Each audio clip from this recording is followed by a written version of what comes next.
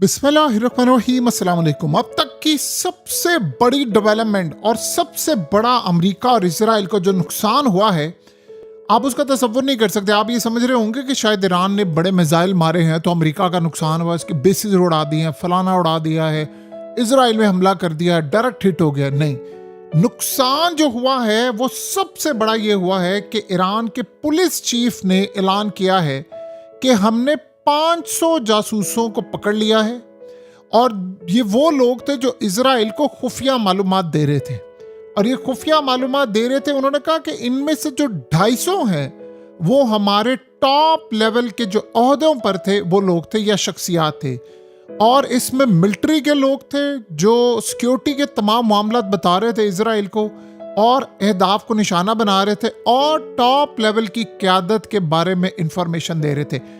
इसका क्या मतलब है? इसका मतलब ये है कि ईरान के सुप्रीम लीडर के जो मुखबिर थे, जो उनके कत्ल में मुलव्विस थे लोग, जिनको मार दिया गया, उन लोगों को ईरान ने पकड़ लिया है। ये इतनी बड़ी डेवलपमेंट है कि आप ये सोच लें कि पूरी की पूरी अमेरिका की एम्पायर इस पर खड़ी हुई थी। और जो सबसे अहम सूरत हाल ये है कि ये कोई आम लोग नहीं थे। यानी आप ये समझे कि जो छोटी मोटी कोई इंफॉर्मेशन दे रहे नहीं, ये 500 वो लोग हैं जिनमें आप समझ लें कि जो लीडरों को मारते हैं, यानी कुछ टॉप लेवल के जर्नल, उन्होंने कहा कि अहदाफ दे रहे थे कि ईरान के मिसाइल यहाँ पर पड़े हुए हैं, ईरान की लीडरशिप ये है। और इन्हीं में वो लोग थे जो मुश्तबा खामनेई को मारने की, जिसे कहते सुपारी दे चुके हुए थे या उसको मारने के लिए सारा काम कर चुके थे। आपको पता है कि ईरान ने इतने बड़े लेवल पर यह ऑपरेशन किया है क्योंकि उनको पता था कि अगर अगली लीडरशिप को बचाना है तो आपको पहले गन साफ करना पड़ेगा। ईरान के अंदर सिग्नल्स तक या उधर लगे हुए जो कैमरे हैं उन तक की सारी फुटेज इजराइल के पास मौजूद थी। और सिक्योरिटी के अंदर इतने लोग हैं उनके, यानी फौज के जर्नैल हैं, उनकी एजेंसियों में लोग बैठे हुए हैं, वो बड़े पैमाने पर इजराइल की मदद कर रहे थे। आपको याद होगा ना कि जो बात की थी अहमदी निजाद ने, और ये बात बहुत सारे लोग याद रखे, पहले इजराइल ने ऐलान किया कि अहमदी निजाद को मार दिया,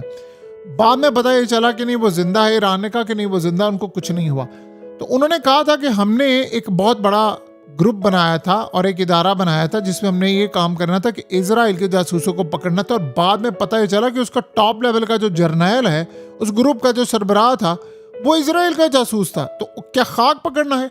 अब ये असल में उन्होंने किया क्या कि वो कह रहे हैं कि ये इनके अंडर जो काम कर रहे थे बहुत सारे लोग थे। अब इन जर्नैलों के, इन सिक्योरिटी वालों के, इन पार्लियामेंट के अंदर लोग थे।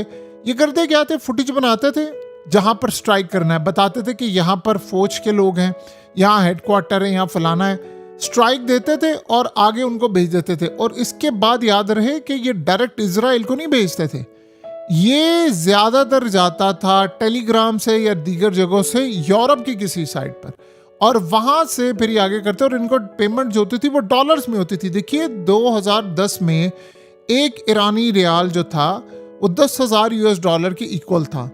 आज तकरीबन 16 लाख ईरानी रियाल के इक्वल एक यूएस डॉलर हो चुका हुआ है।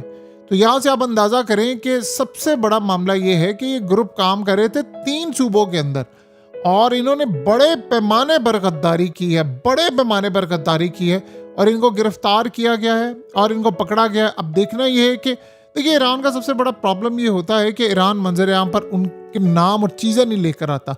आप जब तक टॉप लेवल के लोगों को सरेआम सजा नहीं देंगे मामला नहीं होने वाला। अब अमेरिका के लिए क्या मसला है? देखिए ट्रंप इस वक्त बहुत ज़्यादा परेशान है, तेल की कीमतें इस वक्त कंट्रोल से बाहर हो रही हैं। स्टेट ऑफ हॉर्मस में सब ने जाने से इनकार कर दिया, कोई भी उनका साथ नहीं दे पा रहा। अब स्टॉक मार्केट जाहिर सी बात है वो बेरिश है, क्रैश है। स्टॉक मार्केट के साथ साथ ये सारी सूरत हाल इस वक्त आउट ऑफ कंट्रोल हो रही है और इनको ये बात समझ नहीं आ पा रही कि हमने कैसे मैनेज करना है। और देखिए अब सारे ममालिक ने ट्रंप को इनकार कर दिया है। अब ऊपर से ये इतना बड़ा नेटवर्क, आपको पता है ये जो अभी ट्रंप सक्सेसफुली निशाना बना लेते था, फलाना बना, वैसे तो सिविलियन आबादी को और एरियाज को निशाना भी बनाते और साथ में कह देते हैं कि जो ईरान के अंदर फलाना पाकिस्तान इनकलाब की चीज़ें। लेकिन इस नेटवर्क से बहुत ज़्यादा इनको फ़ायदा हुआ है जो पकड़े गए हैं, क्योंकि ईरान में अपकमिंग लीडर्स को भी इन्होंने मारना था, क्योंकि ट्रंप ये जंग नहीं जीत पा रहा। अब आप सोचो वो कर क्या रहा है। आज उसने कहा है, आपको पता है कि ईरान ये जंग जीत रहा है। मीडिया पर कहता है कि सारे का सारा मीडिया ईरान के साथ खड़ा हुआ है। अमेरिकी मीडिया की बात वो कर रहा, कहता है मैं इन सबको जेलों में डालूंगा और मैं छोड़ूंगा नहीं। अब वो क्यों कह रहा है? देखिए, मसला ये नहीं है कि मीडिया रिपोर्ट ये कर रहा है कि अमेरिका के पास मिसाइल खत्म हो रहे हैं, मीडिया रिपोर्ट कर रहा है इजराइल के पास मिसाइल खत्म हो रहे हैं, मीडिया ने रिपोर्ट किया कि सऊदी अरब के अंदर 5 रिफ्यूलिंग टैंकर्स तबाह हो गए, मीडिया ने रिपोर्ट किया बगदाद में 10 फौजी मारे गए, मीडिया ने रिपोर्ट किया फलानी जगह पर अटैक हुआ है, अमेरिका के लोग मारे गए, ये हो गया वो हो गया।